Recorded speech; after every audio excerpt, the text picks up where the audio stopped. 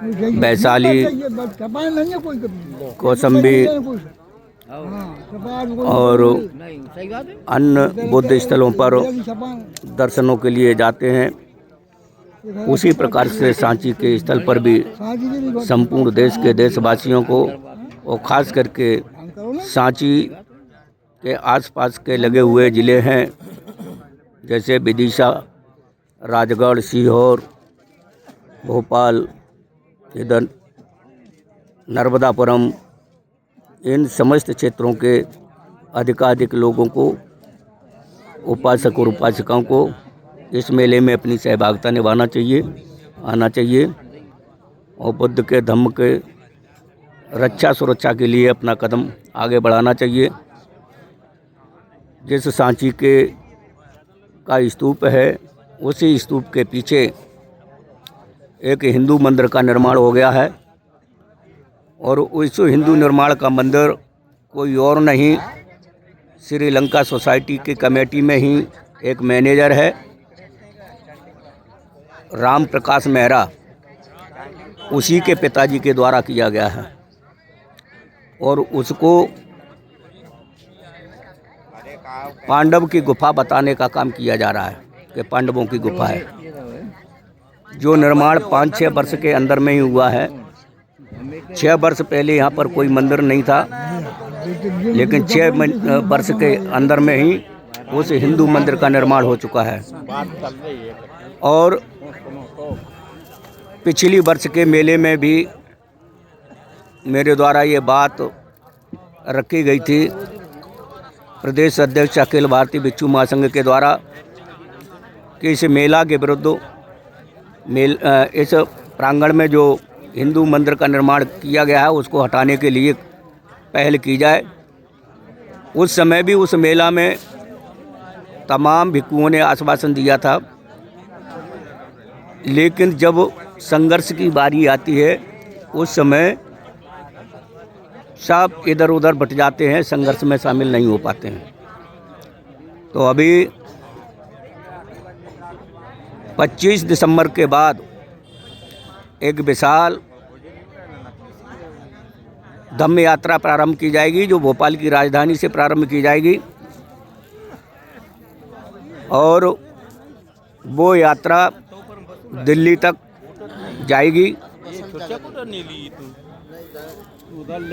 दिल्ली तक जाएगी, जिसमें ये सारे मूल मुद्दे हैं जो पूर्व कार्य से चल रहे हैं, जिस पर अभी तक सरकार के द्वारा कोई अमल नहीं लिया जाता है।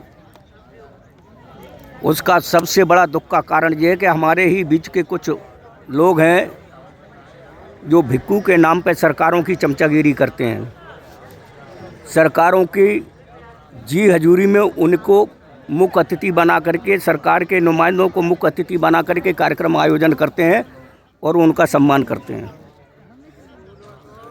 तथागत बुद्ध के ज़माने में भी राजा महाराजा थे, वो राजा महाराजा तथागत बुद्ध को आमंत्रित करते थे और बुद्ध की देशना को सुनते थे और बुद्ध के चरणों में नतमस्तक होते थे, बुद्ध के धम्म को स्वीकार करते थे।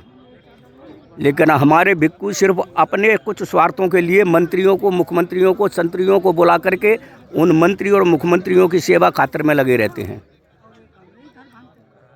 तो इसका हम लोगों को गंभीरता से सोचना होगा, समस्त भिक्षुओं को खास रूप से सोचना होगा, चाहे वो भिक्षु कोई भी हो, उसमें गिनती मेरी भी आ जाए तो मेरे भी बुलाने पर नहीं आना चाहिए जहां पर सरकार के नुमाइंदे आते हैं, क्योंकि सरकार के नुमाइंदे सिर्फ आपको दान देने के लिए आते हैं, दान मोटा दे सकते हैं। इसमें दोषी कोई बाहर का व्यक्ति नहीं है, दोषी आज हम जिस जगह पर बैठे हैं वो श्रीलंका के अधीन है, श्रीलंका के लोग उसकी देखरेख करते हैं। श्रीलंका के लोगों का हो सकता है कि वो विदेशी है, वो ये लड़ाई नहीं लड़ सकते हैं, लेकिन जो भारतीय बौद्ध महासभा है, जो भारतीय बौद्ध महासभा जिसके राष्ट्रीय अध्यक्ष है चंद्रबोधी पाटिल, उनके संरक्षण में श्रीलंका के भिक्खु लोग रहते हैं। ये मेला उनके संरक्षण में चलता है। इसका मतलब ये है कि अगर ये श्रीलंका के लोग इस लड़ाई को नहीं लड़ सकते हैं तो भारतीय बौद्ध महासभा को ये लड़ाई लड़ना चाहिए थी।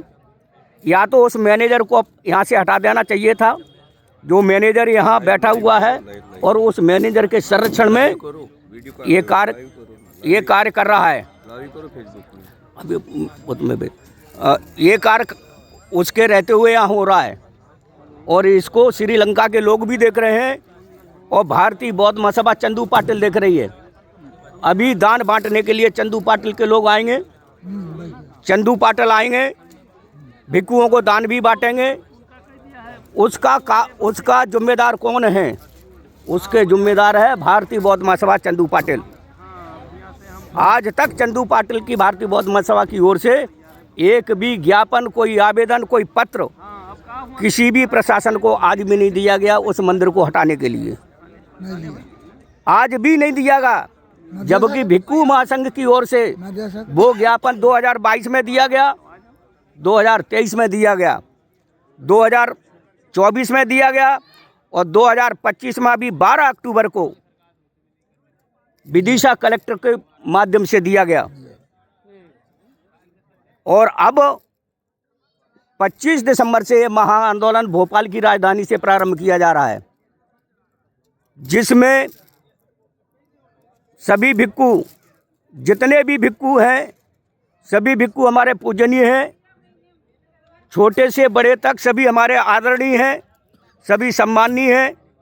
जो भी भिक्खु उसमें सहभागिता निभाएंगे वो अपना अपना नाम दर्ज करवाएं। आज नहीं करवा पा रहे हैं, आगे करवाएं। 25 दिसंबर के पहले करवाएं।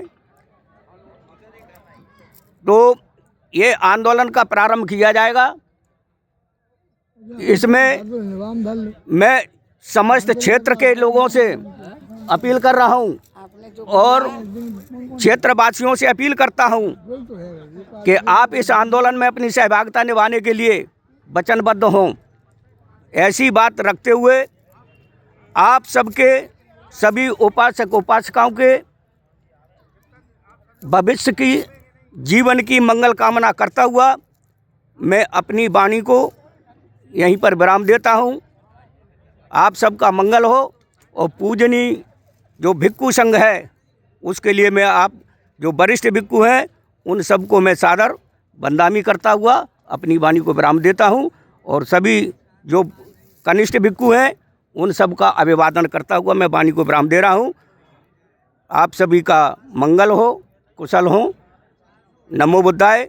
जय भीम, जय भारत, जय संविधान।